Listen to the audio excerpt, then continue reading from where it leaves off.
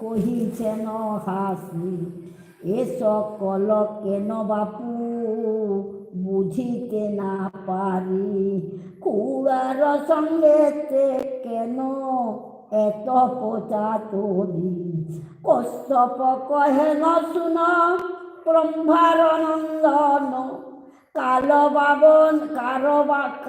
বামনের হইবে উপনয়ন। তখন আর বলতে বাধ্য হইল নারদকে। এবার কত ওই নারদই অনেক কিছু করল।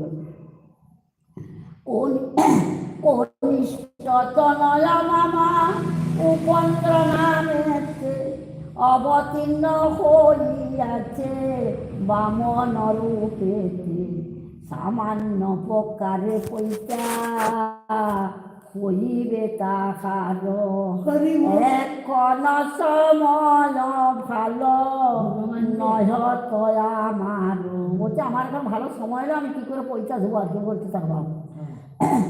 ইন্দ্রাদি দেবতাগণ সব রাজ্য ভ্রষ্ট, দ্বৈত ভয়ে ছদ্মবেশে পাইতেছে কষ্ট, অসুর করিছে রাজ্য মতে হাহাকার, লোপ হলে ধর্ম কর্ম আচার বিচার, যদ্যপি এসে চক্ষুরা কর এক কর্ম, কর্মটা না পাও সুফল রাখ দ্বিজ ধর্ম, তৃতীয় জনের খাদ্য নাহি গৃহেতে, কেহ যেন এই কথা না পারে জানিতে।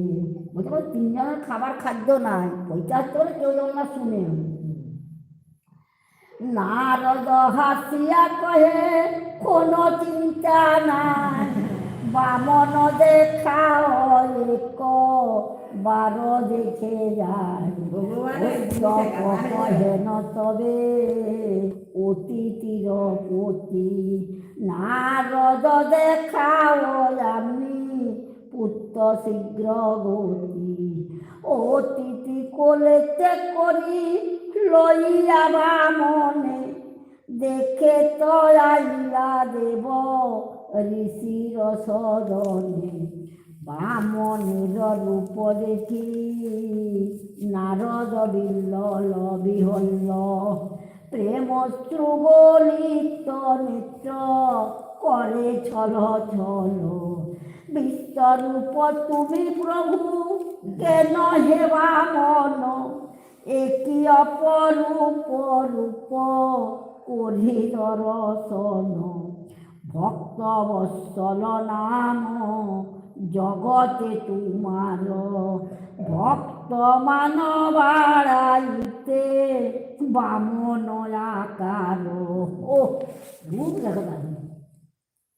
বলছে ভিক্ষা করি নিচ কার্য ইহা ভাবি মনে, ক্ষুদ্র বামনের রূপ ধর সে কারণে, পরে নারদ দেখি বামন চরণ, জীবন সফল কইল সফল নয়ন, কশ্যপ কহে ন কল্লা এরি পৈতা হবে, ভব দেব গ্রন্থ খানি আনিবারে হবে। ও দেখে দেখলো ভগবান, এটা আমার ভালো হলো, আমার কত পূজা হলো না, ইয়া বলছে না।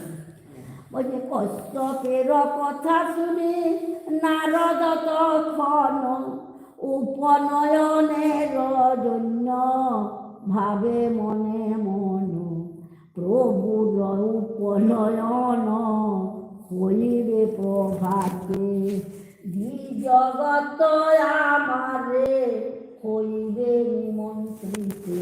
এটা প্রভুর উপনয়ন আমি ঝুঁক করে সব গোটাই নিমন্ত্রণ করে দিই, সবকে নিমন্ত্রণ করতে হবে। কশ্যপের বাক্য সার দিয়া দেব ঋষি, বিদায় হইয়া চলিলেন হাসি হাসি, স্বর্গ মর্ত ত্রিভুবন কইল নিমন্ত্রণ।